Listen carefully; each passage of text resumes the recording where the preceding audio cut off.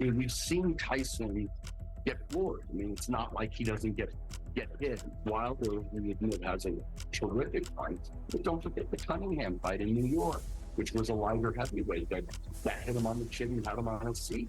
So I think what they're saying is muck it up. And if you can touch him up, you're going to have a chance here.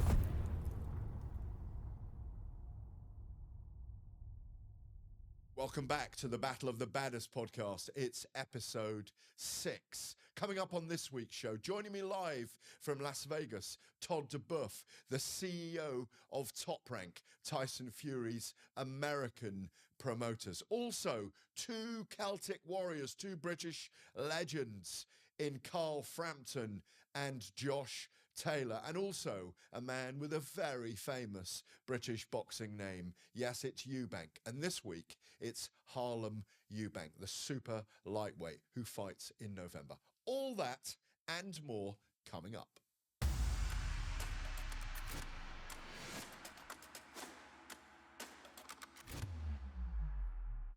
Well, starting the show today, it gives me absolute pleasure to welcome in Todd DuBoef, live from America. He's on his way to Las Vegas today, actually. He's been there in the last week or two, and I am now going to catch up with him.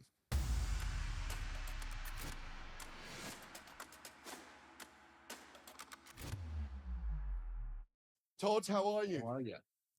I'm great. How are you? I'm very well, thank you. Very well indeed. 3 weeks to Fury versus Ngannou, Tyson Fury versus Francis Ngannou. I haven't had an opportunity to really catch up with you over it yet. One of the biggest events you've ever been involved in? You know, I think the newness of it for us makes it really impactful and big, right? You know, going into the region, being a part of Riyadh season, which is a very, very big festival for them, makes it very big. I think the crossover effect of, I think the MMA boxing type of crossover effect makes it feel unique and different. So it's hard after 30 years to say the biggest events. I mean, because they all have this different significance, but I feel this is going to be a very unique experience. Obviously, I spoke to Bob a couple of weeks ago, and he was saying that the shift, the investment from Saudi Arabia, the investment into boxing, into heavyweight boxing, particularly at the moment from Saudi Arabia, is fascinating, and it's amazing to be a part of it. And it is almost like a paradigm shift that we're involved with at the moment. You know, I'm not sure this is isolated to boxing. I think us in the boxing world have a habit of getting stuck in our little rabbit hole and think everything around us is constant. Look at the soccer players.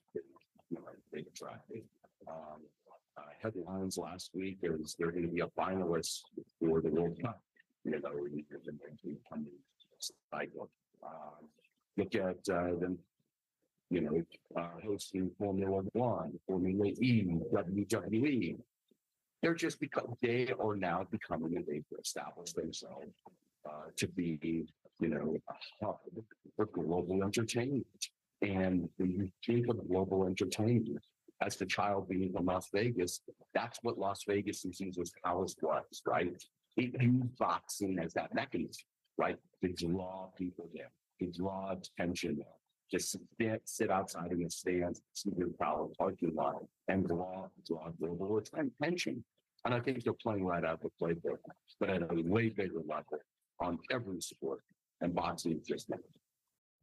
What's fascinating is the rapidity, the alacrity, the speed with which they're adopting and adapting and understanding how all these sports work and how boxing works and how the algorithms are there for promotion. I mean, I find that fascinating as well. It's something that obviously you've been involved with television deals and the pizzazz of events, of upgrading Top Rank over the last 20, 25 years into kind of more theatre, more drama. And they seem to have just established that very, very quickly, certainly around this event. I mean, I think the launch, the press conference, the theatrical surrounding they created, and the theatrical environment, as if you were going to the premiere of the movie. You know, opera mission possibility is a sign of that. I think they are executing. Once they have the events, they are executing terrifically in a fast way, in a terrific way, really at a high level. And I think when you start to look at sporting events, you start to look at big events, the Olympics, or Super Bowl, you know, I mean, we have integrated content within the Super Bowl, which is a halftime show. You know, it's the college football championship with big production, with music and entertainment, dances. And I think they want to, I think they're showing, putting the best foot forward. I mean, this is going to happen here at that level, and maybe. Well, one of those things, one of those promotional things, I know you were in Las Vegas at the launch of it. If we can just see this, the sphere rotating in Las Vegas. I mean, you've been there in person. I haven't been there, and a lot of us haven't seen it in person. That sphere is enormous, isn't it? And to see Fury and Ngannou in 3D and the Battle of the Baddest as it circulates there. I mean, you were there at the opening of it. Was it very dramatic? Well, there's two pieces that we're talking about. One is the sphere itself, the experience of being inside of it. And obviously, I'm a big YouTube fan. I've seen it many times, but seeing it in the setting was absolutely just, you know, it was something experientially, something I never experienced before, which I had seen before. Part of it was immersive. It was not only the sensory of the music, but the visual sensory that they really hit on. And just felt like you were transplanted, constantly taking into account. So that absolutely was, you know, fantastic. The outside of this field, the LED display that is able to specifically at night illustrate either a basketball for the NBA, a marketing for the biggest and baddest. Fury-Ngannou is just so, and has such a good when you see it, they're like, oh my God. So I think there are two pieces to it. It has a bit of a lot of signal, a lot of flash. And you see content on the outside of that building, and then you're driving by it, or you're flying over it, either in a hotel or in the city, and you're seeing this illuminated, you know, massive sphere of just electricity. But when you're inside it, it's equally or even surpasses any dynamic that I've ever seen. But I thought it was fascinating. I don't know whether you're involved in it, but the baddest of the Battle of the Baddest fight was being advertised, if you like, in Las Vegas, as if to say, look, just look, this is what we're doing. Please note Las Vegas. Yeah, no, I think it's part of the, you know, we call that those big splashes kind of guerrilla marketing, right? You know, taking rats and trains or subways and, you know, Times Squares or Piccadilly Squares, and, you know, it's a guerrilla marketing. And it's elegantly done, like guys did with a big punch. And I think that outside the piece was really done by, you know, the Riyadh season, giving attention to the season, and obviously using Fury-Ngannou. Fantastic. I want to talk to you about the card in a minute, but I've spoken this week to 3 people for the Battle of the Baddest podcast. First of all, Harlem Eubank, who has a fight in November, the super lightweight. Here's what he had to tell me. Harlem Eubank, I want to ask you, a lot of people are writing off Francis Ngannou against Tyson Fury. Strange things happen in boxing. You're from a family steeped in the sport. Your father, your uncle, your cousin, the name Eubank resonates as legendary in British boxing. You have a fight coming up on November the 10th in Brighton, your hometown, against Timo Schwarzkopf, of course, and we are really looking forward to your fight. But on October the 28th, Tyson Fury takes on Francis Ngannou. Does he have to be wary against the former UFC champion, the Gypsy King? Most definitely he has to. As we know in boxing, it's so exciting because one punch can change anything. And Ngannou has that punch. He has that power. That's what he brings to that fight.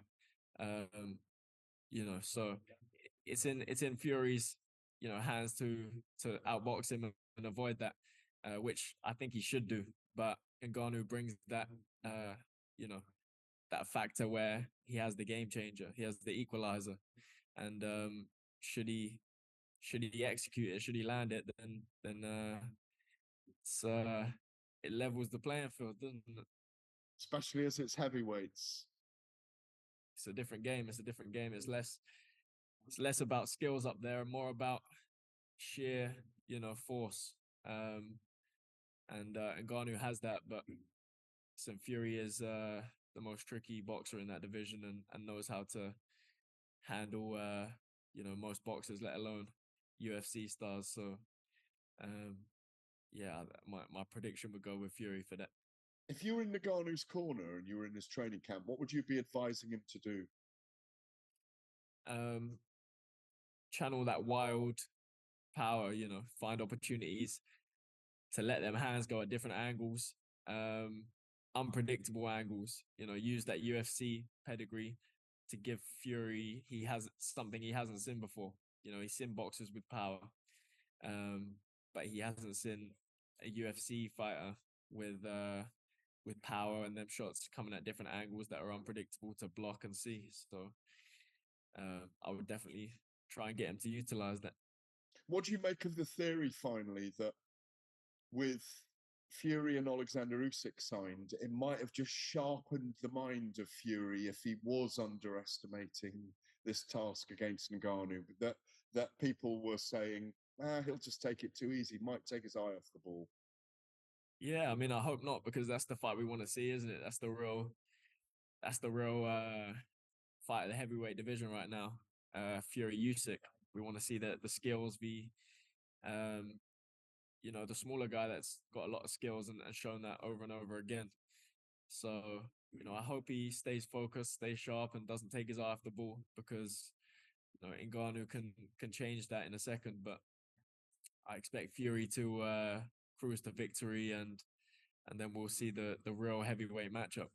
Todd, I don't know what you make of that. Harlem Eubank saying you cannot write Francis Ngannou off in this fight against Tyson Fury because one punch can change anything in a heavyweight fight, and he's got the equalizer in his hands.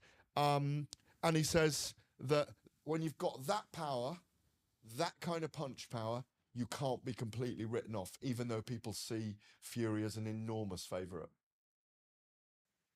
I think that's been the sentiment across the board. I think when we've seen these crossover fights, we've had some difficulty. People have said, I don't see them playing out right. I think that, it's two different sports and you're putting one guy in a format that doesn't make sense. But I think when you talk about, even Mayweather getting touched up for a second by Conor McGregor, right? He did land a punch. Floyd was catching punches. But when you think of the sheer size of those Ngannou and Fury and power that we know he has, it is heavyweights. Anything can happen. Me and I have been around and seen heavyweight matches where, all of a sudden, Buster Douglas comes out of the nowhere and it's with Mike Tyson, right? And it's a 45-1 shot. So that makes the equalizer. I think size doesn't matter. We're talking about heavyweights. What an undercard of heavyweight fights. Fabio Wardley, David Adeleye, Joseph Parker, Simon Keane, Martin Bakole, Carlos Takam. I think I'm forgetting one here. There's a guy called Arslanbek Makhmudov, who you guys promote. who I think he's a little bit under the radar at the moment, one of the dark horses of the division. Obviously, he's an Eastern European man mountain. You'll have stood next to him. I couldn't believe how big he was the first time I stood next to him, because he is literally, it feels like a double barn door when you stand next to him. He's 6'5", he feels about 5 foot wide. He's a very gentle fellow, but he is a tank in the ring, isn't he? I mean, do you remember that James Bond movie, the guy Jaws? You know, that was like had the big teeth and the silver teeth. And he was like this one. That's what he reminds me of. It's like Jaws of boxing, right? The guy's coming out at you.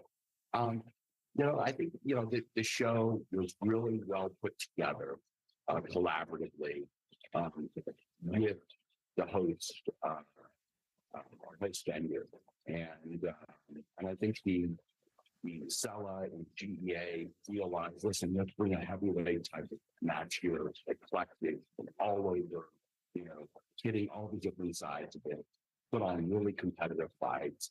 And they know that, the heavyweights never go away. And one of those that are in the pack could be the next Tyson Fury, or Ngannou, or Joshua, or Wilder, or Usyk. And to bring them to the center stage in this format is just something that helps elevate the sport altogether. So I think they curated together. We all curated a wonderful. Yeah, I do think Arslanbek Makhmudov is one of those guys that may well, if he keeps going like he does, be one of the big stars of the division at the moment. Yeah, I think you have a really, I think it's actually a subject for a further conversation. What do the heavyweights look like after the top, four, right? And before that, we could probably say maybe on their back nine right now. And start to look at, the Ottawa, who just had a great win the other day. The Herta Biggs of the world, and the Jared Andersons of the world, the world. I mean, we're really seeing a really nice, when we talk about the renaissance that happened with this class that's already in there. It's perpetuating, it's staying in line with it. We're not seeing it fall off. We're not seeing who's next.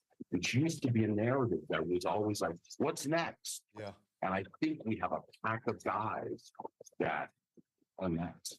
And a pack of guys that are really going to make compelling fights and very television, and they're going to connect to a big audience. And they're heavyweights. Great stuff, Todd. I've also caught up with another one of your guys this week, Josh Taylor, the former undisputed super lightweight champion of the world. I know you're bringing him back maybe early next year or late this year. I spoke to him about that. Josh Taylor, one of the great British fighters, of course, very proud Scotsman. Well, he had this to tell me, Todd, about Ngannou, what he has to do against Tyson Fury. Josh, thanks for talking to me for the Battle of the Baddest podcast.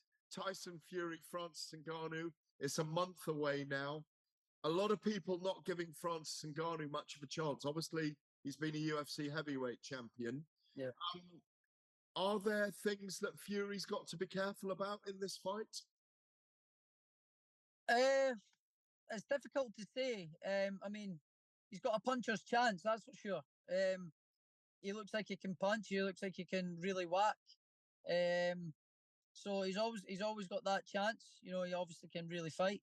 But boxing wise, I've seen a bit of some videos of him lately the last couple of days. He's doing a little bit of boxing and doesn't look up to much. But if he's always got that puncher's chance. If he catches Tyson, it could be lights out. They're big men. They're like getting hit with one of these guys, like getting kicked from a horse. So anything can happen in heavyweight boxing for sure.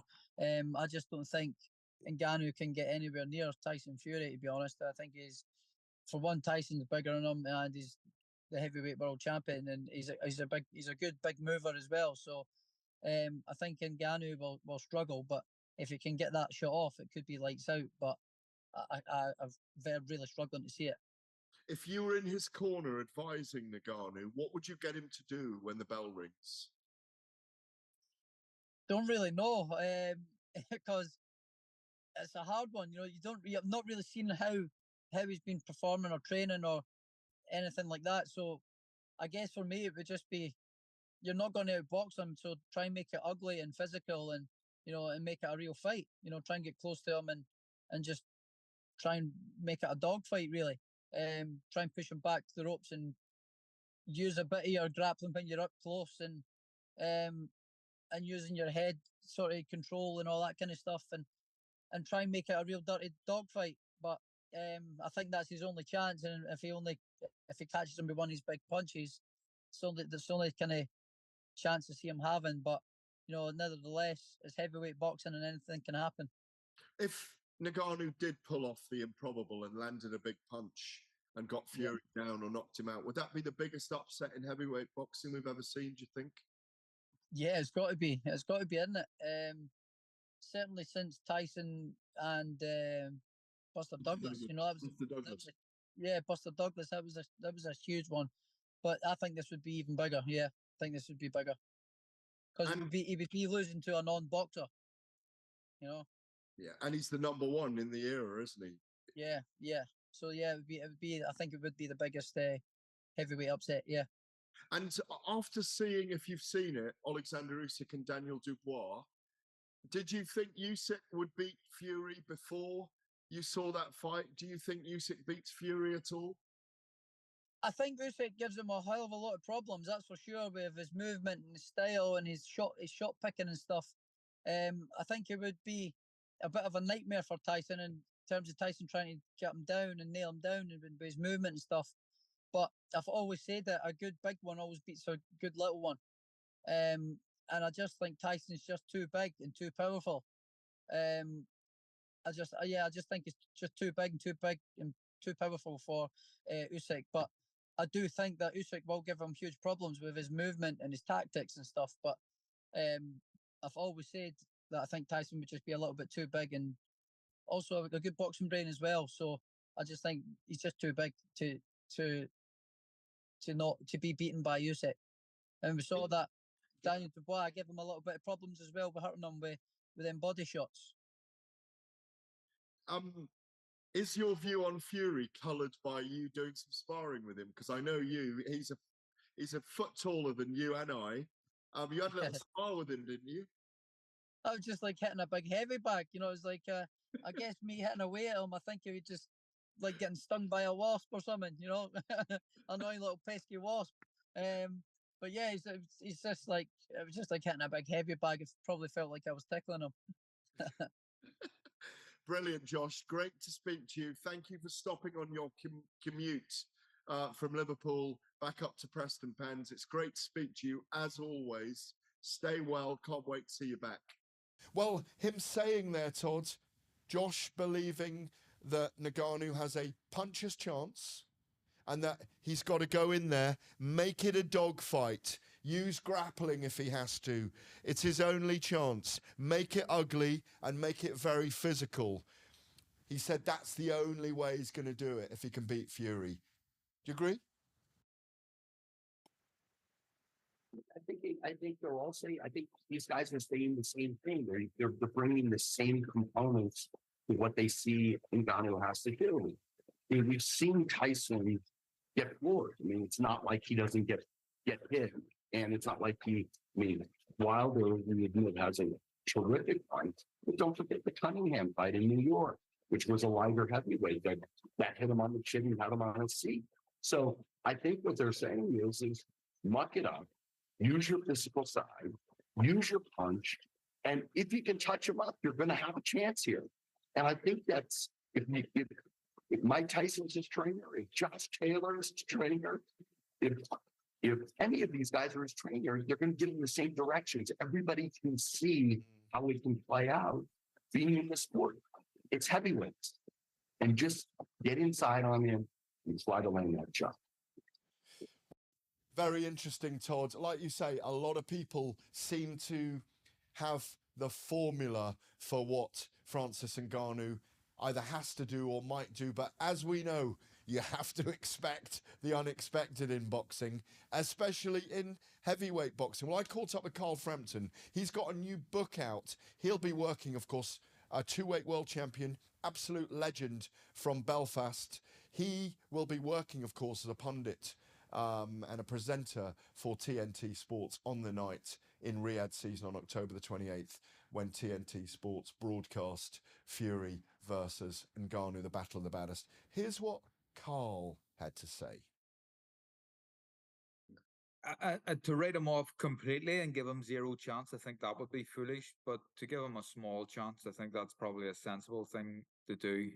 He certainly has a small. I want to say small. It's a very small chance because he's an athletic specimen. He's a monstrous puncher. But you know, he's fighting the lineal heavyweight champion, and he's having his first boxing match. So to put it into perspective, it's going to be a tough night for him. But what I will say is, what gives him an even a slightly better chance is the fact that Fury now has a fight already lined up with Alexander Usyk, and it's announced already as well that this fight's done. I always just see that as a bit of a dangerous thing to do when you haven't had your next fight yet. It's that weird thing of you're going to win the semi-final anyway to get into the final. You've got to win the semi-final first, haven't you? Yeah. And I mean, you put it that way and talk about semi-finals. We've seen some big upsets and semi-finals in all different sports. So who knows? But he's got a chance, but it's very, very small. Do you, if he did do it, would you see it as the biggest upset of a world heavyweight champion in boxing history? It's got to be bigger than anything really. With Mike Tyson and Buster Douglas. Mike Tyson and Buster Douglas. Even I think Ali and Foreman was an upset at the time, and Ali and Liston I think may have been an upset too. Yeah. It's way bigger than Andy Ruiz and Joshua. Way bigger than any of those. Very interestingly, Todd, Carl always very honest and saying, I only see a slim chance for Francis Ngannou. The danger, he believes, we haven't touched on this yet, is that the Fury-Usyk fight has already been signed, and that will Fury have one eye off the ball? What's your take on that? You know, I'm really, that's a good question. I'm not sure that Tyson plays that, gets distracted that much. I think what we know is that he loves to be up. He loves to be in the gym, loves to see like the schedule played out. And in previous fights that we've had, we've seen him say, "Hey, I want to fight here, I want to fight there." So he's always had it. I think the Usyk fight, as we've talked about over the last 6 months, prior to getting released, there was a couple of weeks ago, was something that it was inevitable. We all believed it should have happened. No different than Tyson and Joshua should have happened. And I felt really comfortable about, like, I think this makes sense. It makes sense for both guys. So I think Tyson's a real pro. I think he knows what he has to do. And I think he realizes that, that crown that he always wanted, which was Usyk, and to put all the titles together, is right in front of him, and he's got to stay focused.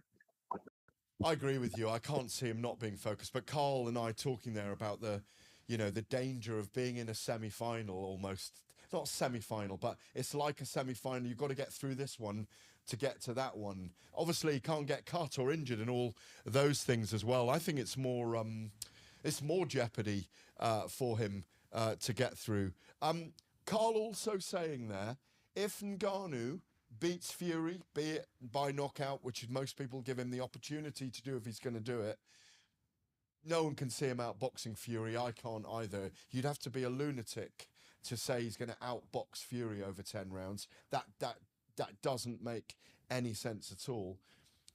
Carl saying it will be the biggest upset in the history of the heavyweight division if an MMA king, the former UFC heavyweight champion, defeats Tyson Fury, the lineal heavyweight boxing champion. Biggest upset of all time in heavyweight boxing?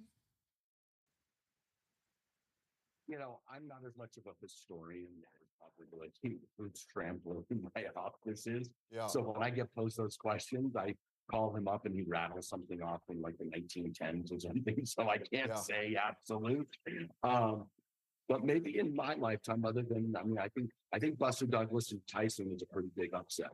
Andy Ruiz I think a lot of knocking Joshua down 4 times was a big upset as well in New York. nah, but not like Buster Douglas. But Bob You said know, I it think- was because he said that when you guys had Andy Ruiz for 20 fights, he couldn't punch a hole in a paper bag.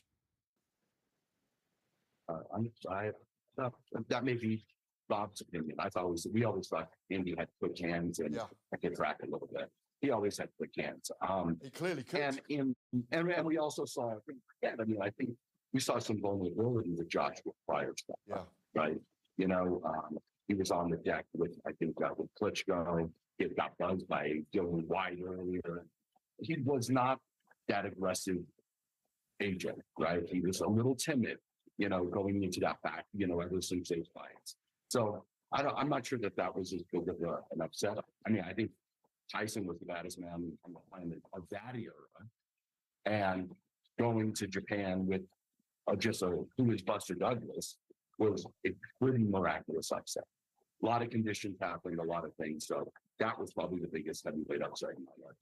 I'm hearing there's a massive appetite, though, from my sources to get Fury against Usyk this year, to go for December the 23rd.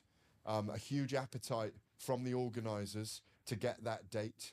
Is that your intel as well? Is that where you guys are headed towards at the moment? I think we're going to take one. Listen, you're asking. We're all asking: is Tyson going to overlook what's in front of him in October? And now you're asking me to overlook what's in front of us in October. Well, if he does, so I'm trying to get through it. I'm trying to keep. If he does, yeah. I think if he does get through it, I think timing wise, the earlier the better. Right? They're both. Usyk just came out of his win. Nice win against DuBoef. He's in shape. Tyson's in shape now.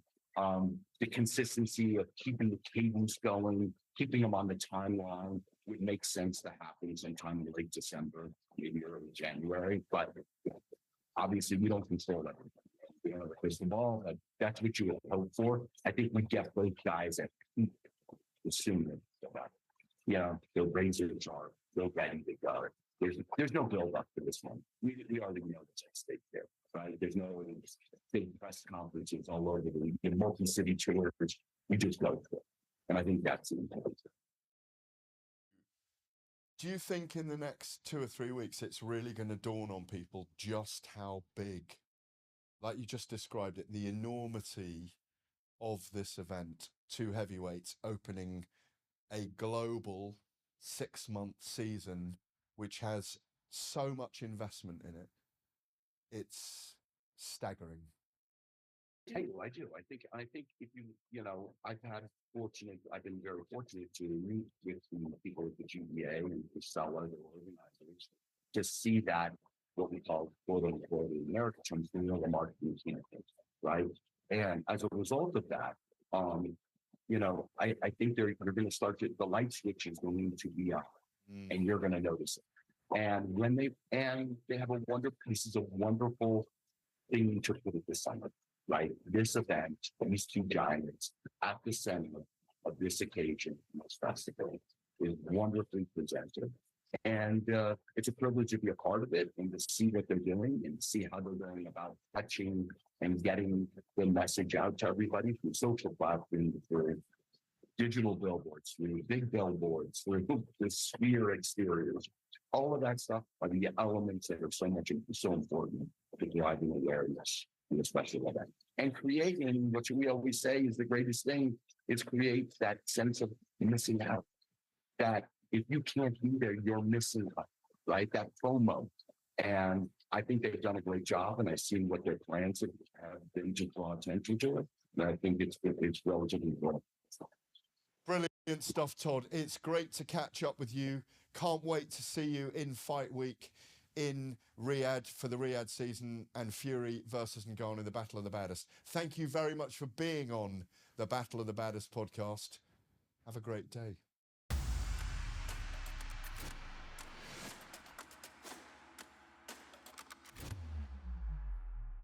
Well, they lit up the lights in Las Vegas for the Fury-Ngannou Battle of the Baddest, which opens the Riyadh season on October the 28th. 3 weeks to go. There's a lot of excitement around this. And as we've heard today from our boxing experts, those who've been world champions, that you cannot simply write Francis Ngannou off. There's jeopardy here, and we will find out in 3 weeks' time. You've been watching Battle of the Baddest. I'm Gareth Davis. We'll see you next week.